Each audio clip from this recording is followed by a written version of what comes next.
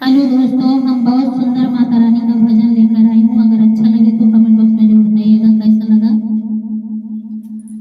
हमारी नगरिया के दुइया डगरिया कावन रहिया अइबू, बोला मोरी मैया कावन रहिया अइबू।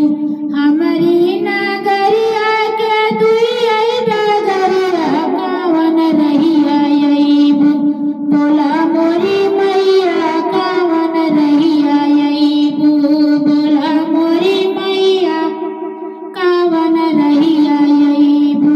हमरी नगरिया के दुइया डगरिया